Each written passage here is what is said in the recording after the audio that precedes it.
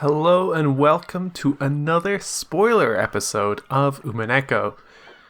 This video is going to cover episode 4, part 17, Battler's Sin, from my Let's Play, which is basically the entire stretch of Battler and Beatrice coming together face to face on the board for the first time and all of the conversation around that. This video will contain full spoilers for the entirety of Umineko, massively so in this video. It's going to be incredibly important. Lots of late game stuff that will only make sense if you have already played through the whole thing. Before we get to the conversation, there's a bit to discuss in the earlier sections. A funny detail, Battler is incensed into running out of the room, having gotten the phone call from Kyrie and after the phone call from Jessica. And I enjoy the theatrics of it always feels so perfectly set up because Maria answers the phone and maybe Beatrice was ready to answer in either maybe Beatrice was ready to respond to whoever picked up the phone, but it feels so perfectly calibrated to how Battler would react that he leaves and immediately the phone rings. The timing is down to a T, and this is after Jessica and then Kyrie both call him as they're quote-unquote dying in a way that so perfectly sets up this situation. It feels so well choreographed that Battler should honestly maybe be a little suspicious about the timing of it, but he's too busy being angry, of course. Then Battler gets to talk to Beatrice on the phone. The contrast here to how she'll behave later is again worth highlighting. She's very jubilant on the phone and playing into her character of being the mastermind of this murder game. Even though this episode ostensibly has Kinzo as the mastermind, but obviously with Tea Party stuff we will get into more later, she is ostensibly given the title of Kinzo. So in a strange way, she is one and the same here, which fits with her mentioning, shouldn't you say that I'm Kinzo's prisoner rather than his underling? But of course, now Kinzo is my prisoner. Because of course, Kinzo is now merely a personality that she evokes, a title, a role that she embodies, one among many, and one of many we will be seeing in this section alone. There's an ambiguous line Beatrice says on the phone in one section. How fun it is to be able to talk to you like this. Come to think of it, even though we slapped each other with abuse so many times over and over again, this is the first time we've had a conversation like this on the board during the game, isn't it? Like with Shannon and Cannon, Beatrice, even on the board, is aware of the meta level of the game. And this partly functions as a strange gap in understanding where Beatrice has gone over this many a time. Peace Battler only ever gets to experience one set of events. So he's not really getting the benefit of repeat lessons in the same way that Meta Battler does. Not that Meta Battler then learns that much more, honestly. But this is also a good teeing up for the fact that this is indeed the first time that Peace Beatrice and Peace Battler have spoken, and there's different stakes to that because Battler and Beatrice on the meta level are players, but the pieces are characters in the story, and the idea of these two characters in the story actually getting to bounce off of each other and introduces more depth to Beatrice overall as a character, especially because of the way this muddies the waters of, is there even a Peace Beatrice?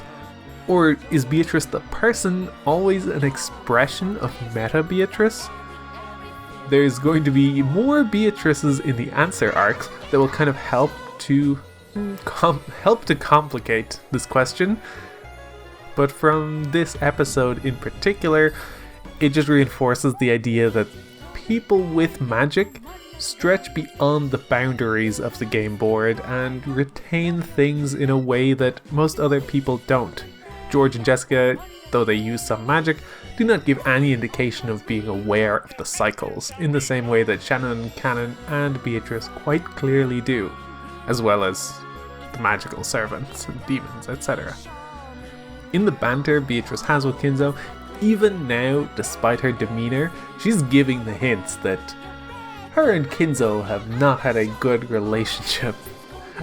Even as she is mocking and on top and clearly antagonizing and teasing Battler, she refers to the idea of herself being a prisoner of Kinzo. She refers to the idea of Kinzo perhaps collaring her, and the fact that Beatrice says these in a jovial tone technically makes them seem as if they're maybe consensual concepts, but if you think back, she has already attempted to tell Battler once how Kinzo trapped her against her will, and he didn't listen then and never really tried to re-engage with any of that. Even in episode 3, when she lured in his sympathies, he never then re-evaluated what she had said before. He only thought of it as, because she's being demure and soft, now I trust her.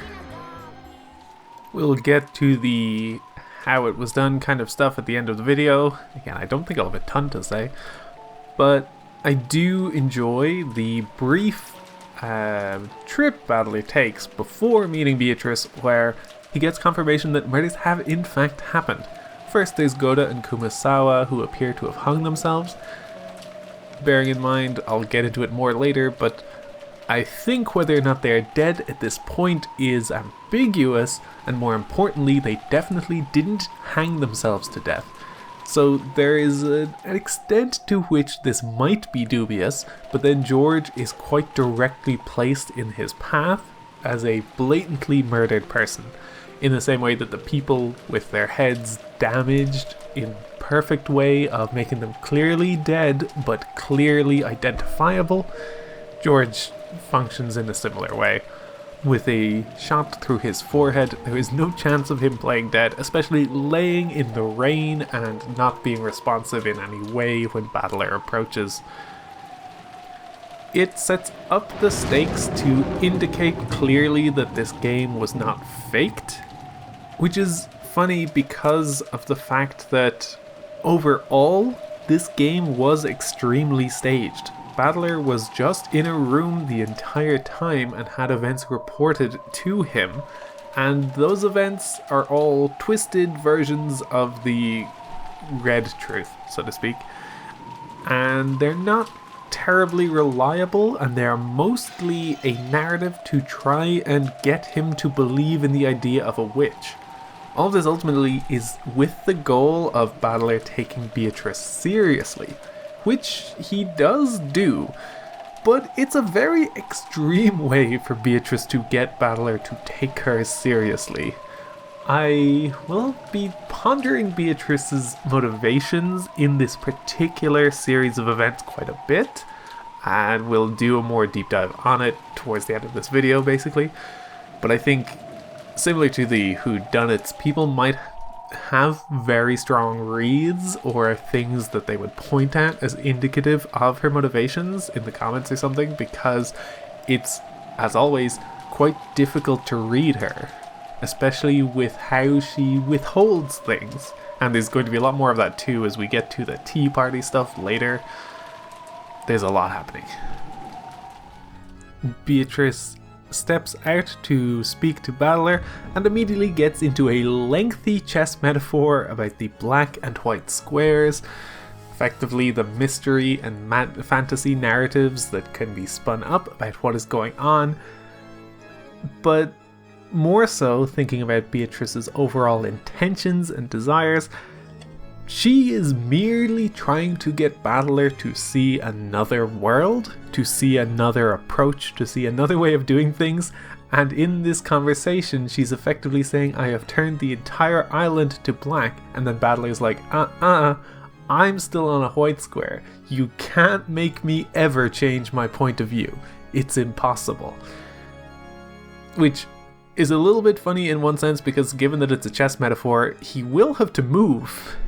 he can't stay in that one square forever, so he will in fact have to move on to a black square, and he will have to engage with her narrative and understand her point of view in a way that he has not done to this point, and we'll get to that in the answer arcs. Unfortunately, it does not happen here.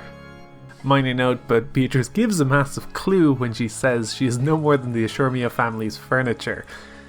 And Beatrice has at times referred to the concept of her being furniture, her being Kinzo's furniture, her being Kinzo's property, in a way that parallels how the servants talk, and notably not all of the servants, just Goda, Shannon and Cannon. But this feels so much more direct than usual, because often Beatrice couches it in the idea that she is not human, but in a different vein to the way that Shannon and Cannon refer to themselves as not human.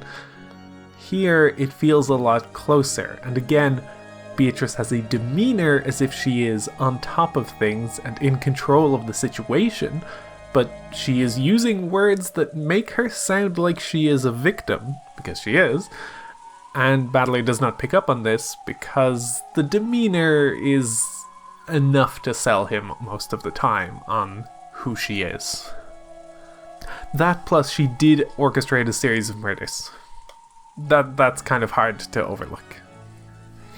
Battler does not get given the same test as the others. I think it's revealing in a sense that Battler does not have anybody he cares about in the way that George and Jessica do. Because in a series that cares a lot about people being in love and how that motivates them and how that matters to them, Battler doesn't really, to this point, have anybody like that. Despite being older than Jessica, he's had plenty of chances. He has had a strong connection with a servant of the Ciconia family that he has lost. And this, again, this is kind of the crux of his sin. It is not so much what he did as much as what he did not do. His carelessness, callousness, and unwillingness to engage in these relationships on a deeper level, his unwillingness to be sincere and be considerate with his actions, this is his overall sin, which truly comes to a head with the fact that Beatrice realizes he doesn't even remember the sin. It is one thing to have done something terrible to someone and perhaps not be apologetic, not make reparations, maybe not fully align with how they would like you to respond to it, but it's an even more devastating blow to deal to Beatrice for her to have invested 6 years of her life into this memory only to discover that the other person doesn't even remember it. When she starts to talk about his sin, he's genuinely lost. His idea of what his sin is completely detached from what motivated her to organize all of this. What motivated her and what became her focus for so long. As Beatrice gets into the test, she does first talk about Battler abandoning the Ciconia name. Even having the full context of the game, it's a little bit hard to follow because it feels somewhat askew from what has actually affected her. Because Beatrice's ultimate concern is the fact that Battler left, failed to keep a promise, failed to remember a promise, and made no contact or attempt to return, and then even upon his return, made no reference to his absence either. But in reading it closely, there's almost a sense in which I get that Beatrice is needling Battler not on the idea that he would leave his family, but on the idea that he could shirk his responsibilities, which fundamentally ties into his original sin. And in this sense, it also ties into Beatrice's whole backstory. The Ciconia family as a whole has done a great wrong to Beatrice, and Battler is not the most culpable. We all know who the most culpable is in this situation, but there is a sense that he still owes a debt. As part of the family, as a privileged person who benefited from being in this family, who benefited from Beatrice's gold, not personally, but directly benefited, he owes a debt. The gold is something that is loaned in a contract that Beatrice intends to reclaim. Beatrice has no interest in gold itself, but she has an interest in reclaiming debt. Battler is in this moment who she's pinning her hopes on as the person who could repay that debt in some sense, and yet he forsake his name.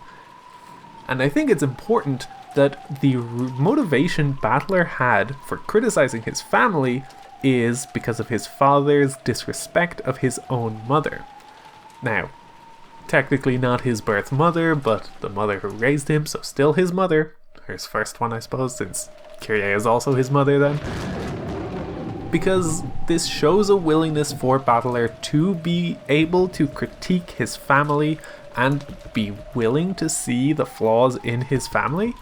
Way back in episode 1, I pointed out that Battler himself, in narration, talks about the fact that the family's strict hierarchy is a little bit messed up, and he doesn't fully engage with that criticism, and he never fully pushes that criticism, but it's something he does have in his head. It is a thought in a way that I'm not 100% convinced that George would have that argument. I'm not convinced Jessica would be capable of challenging them on that. Battler lived for 6 years, independent of the family. This simultaneously feels like a shirking of his responsibilities while also being a demonstration of his willingness to act. He is actually capable and he's both capable and willing to do something in defiance of his family to indicate his displeasure with them. And yet, he did it to his father, not his grandfather. His grandfather, who we've heard nothing but awful things about. We have heard many of his grandfather's sins, both from his children and from Beatrice. It is not hard to find people who can say bad words about Kinzo that seem pretty substantiated. That does not mean that challenging Kinzo is as easy as challenging his own father, but again, shows a potential capacity. It shows the opportunity. If you are hunting for fragments where someone could do something about the situation Beatrice finds herself in, Battler is that someone. And yet, he has not done it.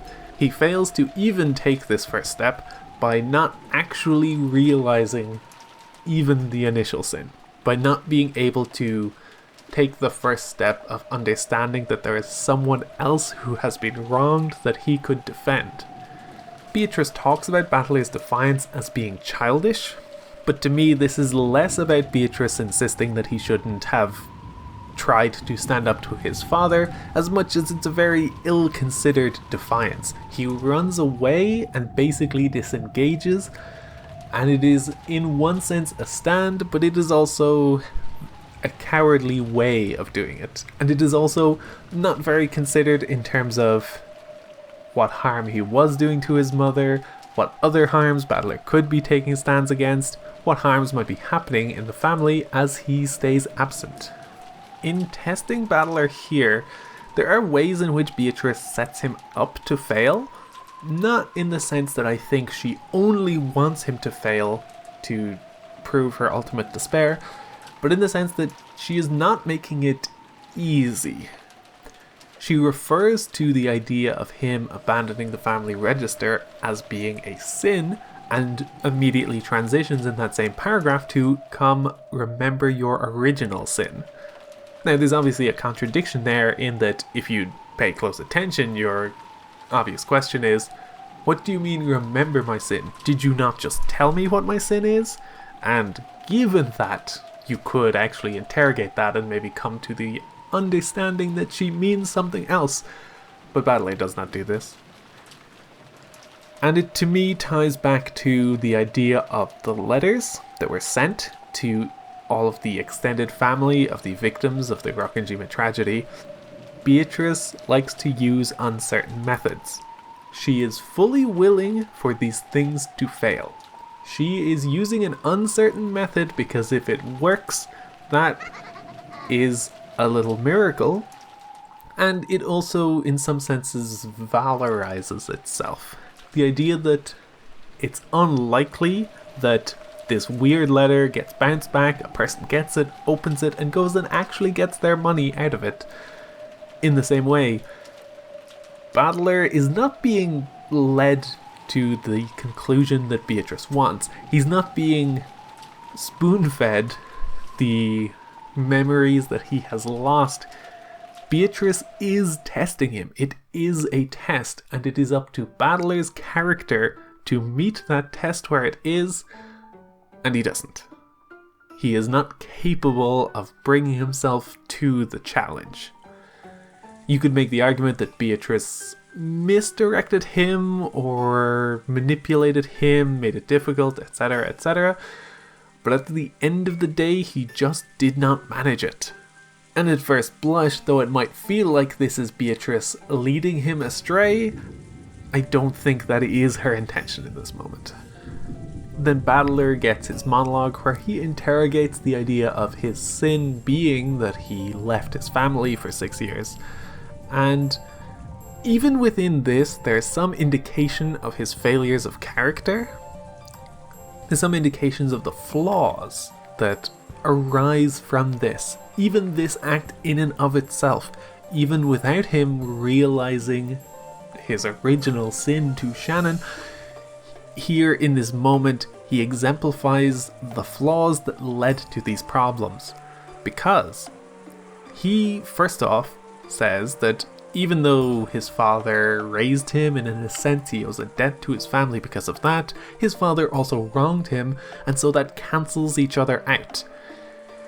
This kind of zero-sum thinking is in part Battler's problem, where he is not able to think of fallout. He is not able to think of unintended consequences, side effects, things that are not what people intend, things that can happen despite people's best intentions.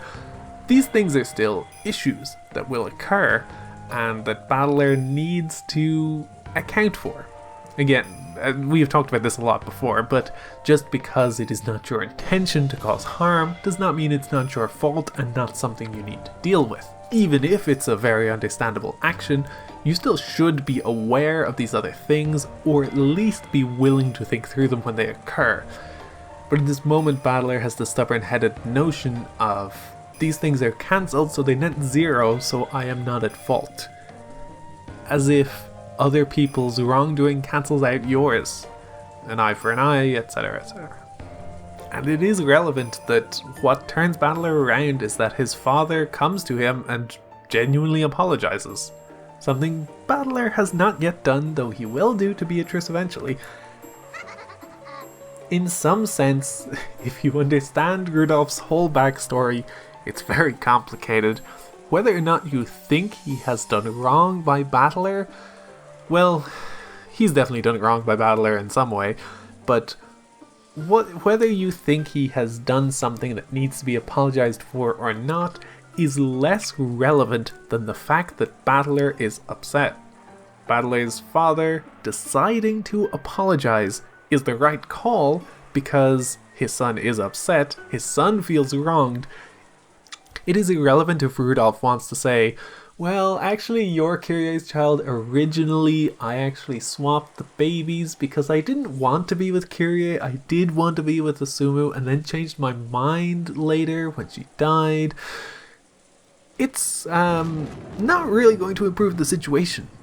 And it's not going to erase Battler's feelings, and will instead introduce other complicated feelings that he also should have brought up and dealt with his son. But even treating this as a much simpler situation, it is fundamentally the right thing to do to apologize. The fact that he didn't do it 6 years earlier is maybe also a little bit foolish. Maybe the apology would not have worked 6 years earlier, but it certainly wouldn't have hurt. But there is scant reference to Anji in this section, which, given this episode has given us lots of Anji screen time, feels like a big red flag about the fact that again Battler is not aware of the side effects of choices he makes.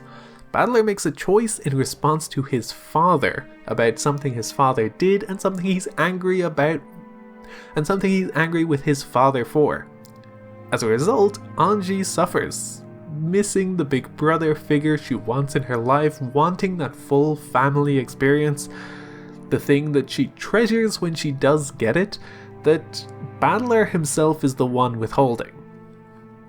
Now, I'm not going to necessarily say that Battler shouldn't have been mad with his dad or done these things, but I think pretty unequivocally in this moment, if Battler is trying to do a deep dive on his actions and his sins and what he did wrong in this scenario, perhaps one of them should have been leaving his little sister to not have the older brother she treasures.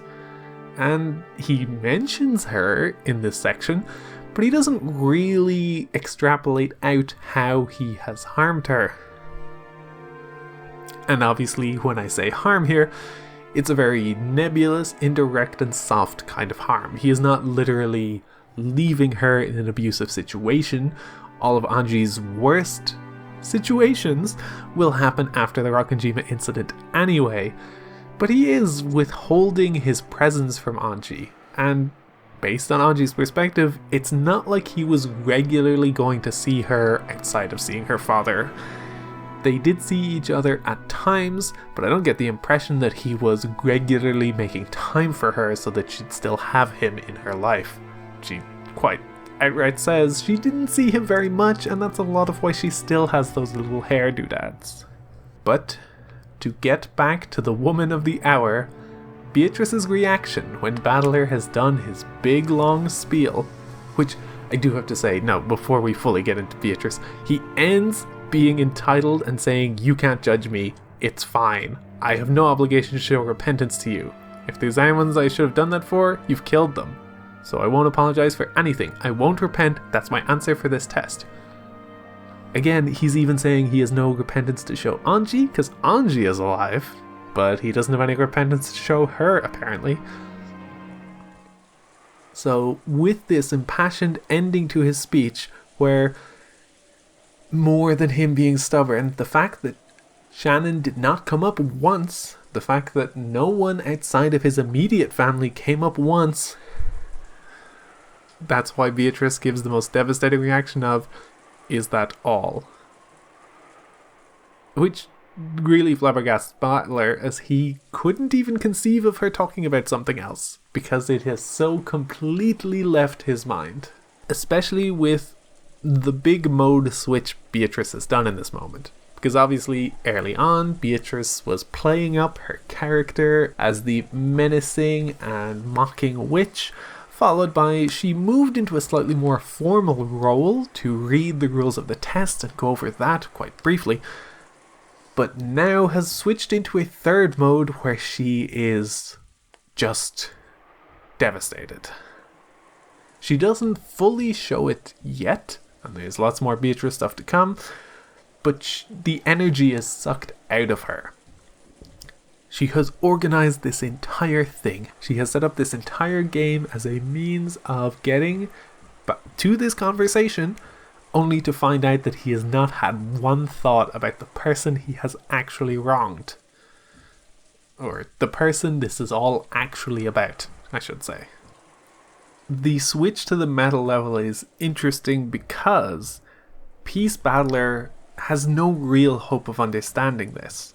Meta Battler is somewhat set up to learn the lessons needed to be able to understand Beatrice and understand where she comes from, because Meta Battler has learned about magic, what magic means, and has learned ostensibly, well, has had more opportunities to learn about Beatrice, though he has not really taken them. So the Meta Battler is also more able to interrogate this. However, in this moment, he uses this position to needle at it in the same way that the game works. He is interested in unpacking a mystery and tearing apart a mystery. this is part of the issue with the game framework for communicating this with Battler. Even though this will ultimately work, we're not too far from getting to see the moment where this works, I suppose. But the game is training Battler, but it's also training Battler in the wrong way in one sense. The game is teaching Battler to A, be antagonistic to Beatrice, and B, to undermine what she is saying and tear it apart to find the quote-unquote truth behind it. And that is how Battler reacts here. He starts to say, I bet this is something trivial, which, if you think about what she has done, I think that's not a realistic assertion to make. And when she says in red that because of his sin, people die, Battler's reaction is just denial. He is not interrogating what this means, and again, in some parts, this is because he has not fully understood the ways in which the red truth, though it is factual, can be misleading. And not in the sense that I think Beatrice is lying here, but in the sense that he takes it far too literally, in the sense of, I didn't kill anybody, and yes, you didn't, but Battler, read the sentence in front of you. Because of your actions, people die is extremely different to you have killed people.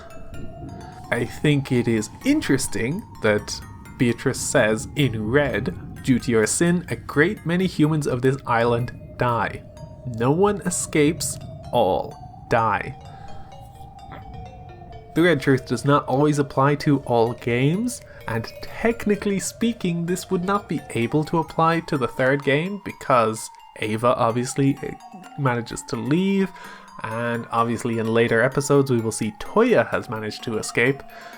But I think in one sense this is still true for those because Ava does not leave. Ava Triss is the personality that persists after this incident.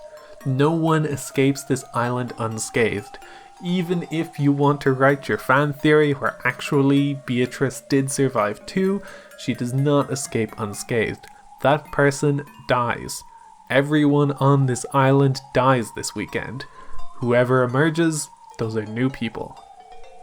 And the desperation that Battler has in response to this again further digs his grave about the kind of person he is and the kind of understanding he has of these things, because he starts to insist that, like, I couldn't be the cause. I wasn't around. How could my absence have any effect on anything? When his absence is exactly the effect he is having on things. It is notable that Beatrice does not repeat in red that if Battler hadn't come back, that none of this would have happened. That is not to say it would not be his fault if, despite his absence, the murder game still happened, but I am curious if there's a speculative summary of an episode, or if there's any kind of episode that might go into what would happen were Battler not even there, and would stuff still go ahead. From there we hand off as two Beatrices talk, one who is extremely depressed and one who is very somber about the situation, and they hand off to each other. Now, in this moment, there's very clearly a conversation between, again, like I was saying earlier, there's almost the meta Beatrice, the persona, the character who is carrying out this game as a whole. And that's the one I think of as the somber one, the one who is basically asking, what do you want to do now? And then there is a Beatrice who is extremely upset by this revelation, does not want to continue the game at all anymore, and wants to leave the board. Whether this is theoretically Shannon, or whether this is theoretically the personality that the body had at birth, etc., whoever you want to indicate that this might be, the important part to me in this exchange is that this is a more vulnerable personality who wanted to take a bet she expected to lose, but wanted to see the outcome of. And then it has gone exactly as she anticipated. If not perhaps worse, there is perhaps a way in which she wasn't actually expecting him to not even slightly remember. There is maybe, in her head, losing the bet may have looked more like him being extremely him being extremely unapologetic about something that he didn't remember at first but came to. But either way, she was expecting a bad result and she got a terrible result. And so in the handoff, what is happening more than anything is that the small bit of vulnerability the witch had, that she was trying to express and trying to resolve, evaporates. And what is left is a steely-eyed and indifferent woman who is here to finish out what is happening, but has no interest in playing the game, and is merely here to tidy up, and is not engaged with it at all at this point. And for the rest of this episode, Beatrice is going to be in this reserved mode, where even when engaging in the fights on the meta level, she is merely reciprocating the energy Battler brings, but is not engaged. And then coming towards the end, Beatrice manages to disqualify the game as a whole, and I think it's a little bit funny that her way of doing this is giving Battler the most low-level identity crisis possible. It is... In the moment, I already knew what this twist was. I had picked up on the clues that Kyrie was his birth mother, but even aside from that, just the idea that the woman he thinks of as his mother is not his birth mother is such a small thing to have such a crisis over. His pillar of his self is eroded by this, and I'm being very harsh when I say that, because obviously who you are, because obviously where you came from, your family, your past, etc., those things are important and matter a lot to people. They're pretty key in people figuring out who they are and forming their identities. But Beatrice has so many more crises to do with this that Battler's is such small potatoes in comparison, and he becomes catatonic in response. He is unable to imagine what this means. He is so confused and thrown, and this basically puts him on hold for a good chunk of the rest of this episode. And to me, again, this is a way in which Beatrice is slightly mocking Battler of like, God, you couldn't even handle being me. You can barely handle being 10% of me. While still, in a sense, giving a hint to Battler of like, hey, think about how other people might feel with situations like this. Maybe there's someone you know, someone who might have complex parental and identity issues that are worth figuring out and being empathetic towards. And we end this whole section with Maria and Beatrice comforting each other as both of them say that at least they've got each other and that's all that they need. It only takes two to make a universe. But this is the loneliest two that there has ever been, and as we will see a bit later, and we'll dig into this more when we get there, it's going to feel like a very hollow pair. I'll end this section just pointing out Beatrice herself saying, "What did I want to do when I started this game? I can't really remember even that." So I think when I am unclear on her motivations, so is she. So it's maybe fair for it to be nebulous and difficult to parse. With that is basically going to do it for this episode. There is some whodunit stuff, but honestly, I could say in a sentence that Kumasawa and Goda were setting themselves up to look as if they'd hung themselves, because that was part of the script for the magical play they were putting on, and then they both got shot, because being in that position made them perfectly able to be shot from the window. But by being in that position, they were being held upright so they could be seen and perceived as dead, even if the cause of death was misread. Which I think is a big keystone to understanding the way in which all of this stuff is presented in one way, even though there are actual murders happening. But we're going to get into a deeper dive of that. There is surprisingly little Reddit truth about this whole episode, but it's still worth poking at a little bit in our second last spoiler video, and then people can chime in with stuff in the comments and such for that. But with that, thank you for watching. We are approaching the end of episode 4, the midway point of this whole thing. If you like this video, please do put comments and stuff below. It's always fun hearing people's responses and people's thoughts as we go through further and further into this whole big thing. But that's all for this time. Thank you for watching. See you in the next video.